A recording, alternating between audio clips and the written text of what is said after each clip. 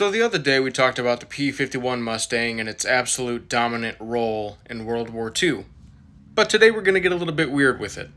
Ladies and gentlemen, I present to you the F-82 Twin Mustang. This is what happens when you try and build an aircraft after microdosing on a bad batch of funky shiitakes and silly dust.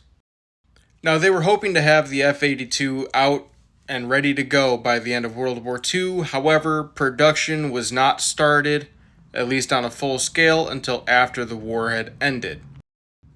Now, I say that to say this, they had already invested all kinds of time and who knows how much money into developing this thing, so they weren't just going to scrap it. No. So what they did is they kept it around, because Uncle Sam doesn't waste time or money. Now, the F-82 was originally the P-82, but in 1948, when the Air Force was officially created, they redesignated all of the P aircraft, which stands for pursuit, into F aircraft, which stands for fighter. So P-82 and F-82 are the same aircraft, just a different designation. I know, it's a super weird looking aircraft. You've got two pilots, the guns are wonky. What's going on here? Well, they've got 6 guns right there in the middle. So the 3 guns on each wing from each plane on the inner side, that's its firing area, and it did have an additional gun pod that was available to this thing when it needed it.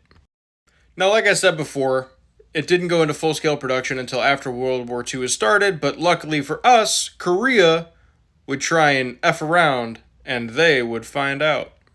Now, of course, during the Korean War, we started seeing the jets really come around and really start getting into their roles. However, we just don't like to quit. We're going to use this thing, and we're going to use it whether we like it or not. Now, they realized pretty early on that this thing could not keep up with a lot of the jets that were coming around, so they ended up using it as a reconnaissance vehicle and as a escort vehicle. Now, for the reconnaissance, they would end up throwing radars on it, and it would end up replacing the Northrop P-61 Black Widow, which we've already done a video on. With all that being said, technological advancements really surpassed this thing by the time it was really up and ready to go, and it did get retired in 1953. So it didn't really have that much of an impact. There's no crazy stories, no crazy missions for this thing.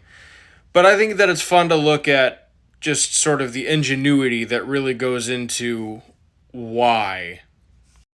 And that is your brief history for today.